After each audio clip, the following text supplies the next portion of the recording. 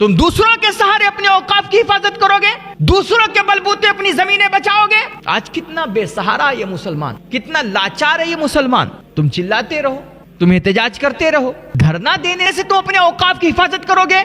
नादान हो तुम, बड़े भोले हो। आज ताकत की लाठी चलती है, ताकत की पावर की लाठी चलती है। देखिए इस वक्त हम मुसलमानों की जो हालत है ना, कि हर चीज हमारे अस्सलामु अलैकुम वरहमतुल्लाहि वबरकातुहू। उम्मीद करता हूँ आप सभी लोग खैर व आफियत से होंगे। अल्लाह से दुआ करता हूँ अल्लाह हम तमाम उम्मत मुस्लिमा की जान, माल, ईमान और इज़्ज़त आबरू की तो हिफाज़त अता फरमाए। जैसा कि आप लोग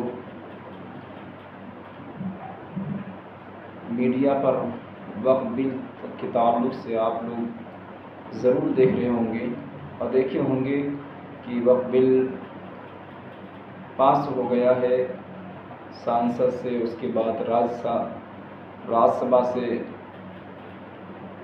ये बिल पास हुआ है और ये बिल मुसलमानों के खिलाफ़ है। हज़रात मोहतरम,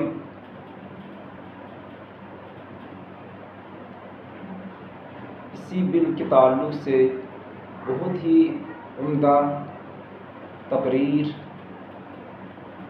आप समाअत फरमाइए और इनकी बातों पर अमल करिए और जो भी कहें उसी बात पर अमल करिए। और हम तमाम उम्मत मुस्लिमा को भी चाहिए कि अल्लाह व रसूल की बताए हुए नक्श कदम पर हम चलें और अल्लाह से दुआ करें अल्लाह हम सब की तमाम उम्मत मुस्लिमा की जान, माल, ईमान और इज़्ज़त आबरू की तो हिफाज़त फरमाए। और दुआ करिए कि अल्लाह हमारी मसाजिद और इबादतगाहें, कब्रिस्तान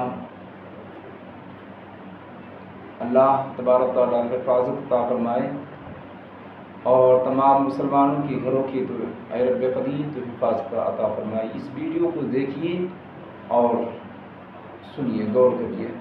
आज से निकलती जा रही है, जगह जगह हमें रुसवाइयां हो रही है, कदम कदम पे नाकामियां हाथ आ रही हैं और हमारे पास सिवाय कफ़े अफसोस मलने के, इज़हार तशवीश करने के या एहतजाजी जलसा करने के, हू हल्ला करने के और कुछ नहीं बचा है। बस हम सिर्फ सस्ते जज्बात दिखा सकते हैं, नारे मार सकते हैं, मजम्मती बयान जारी कर सकते हैं, इनको उनको कोस सकते हैं, बाकी हम कुछ कर नहीं सकते हैं। अभी कल जो कुछ हुआ, क्या कुछ हमने नहीं किया था अपना वक्फ बचाने के लिए? भाई ईमेल आईडी और स्कैन और क्या क्या सब कुछ किया, जंतर मंतर पे धरना भी दिया हमारे साहिबों ने, लीडरों ने, जिम्मेदारों ने।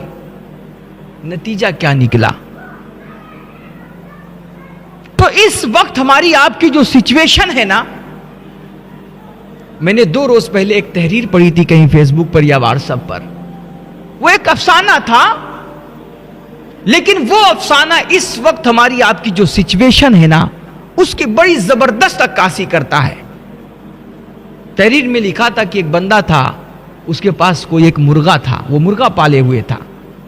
एक दिन उस मुर्गे के मालिक का प्लान बना कि इस मुर्गे को हम ज़बाह करेंगे, लेकिन ऐसे नहीं ज़बाह करेंगे, कोई बहाना ढूंढ करके इसको ज़बाह करेंगे। ज़बाह करना है लेकिन बहाने से ज़बाह करना है। तो सोचा कैसे ज़बाह करूं?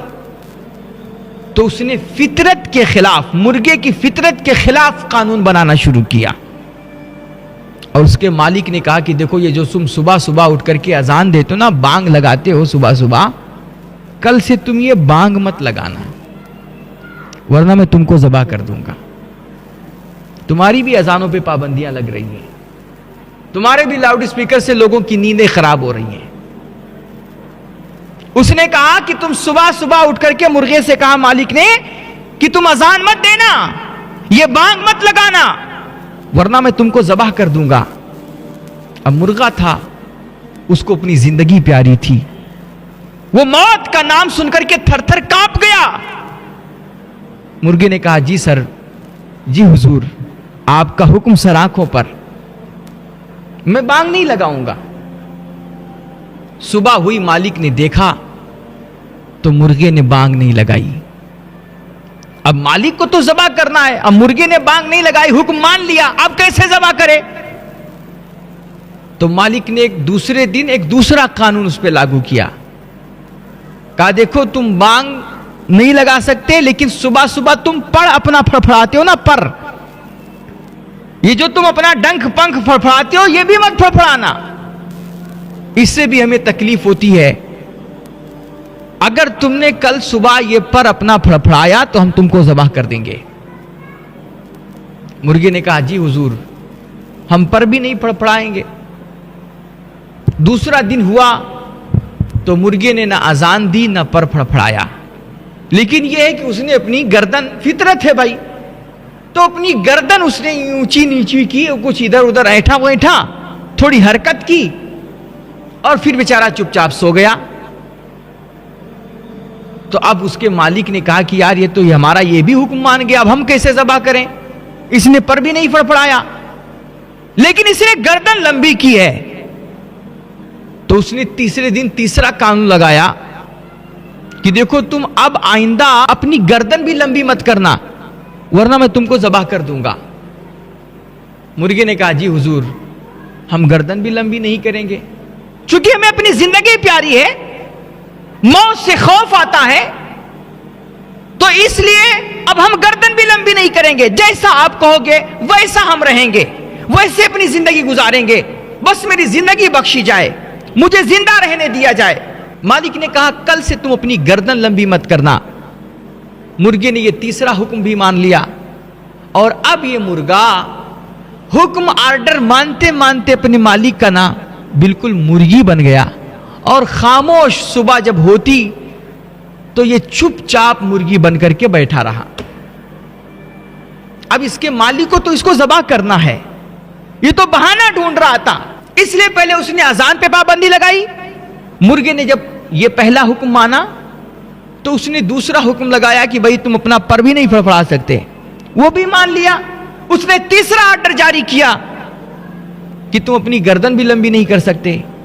جب مرغا وہ بھی مان لیا نا، تو اب اس کو مارنے کا کوئی طریقہ سمجھ میں نہیں آ رہا تھا، تو اس نے ایک اور چال چلی، چونکہ مارنا تھا نا، اس لیے اس نے کہا کہ دیکھو اب تمہیں کل سے انڈا بھی دینا پڑے گا۔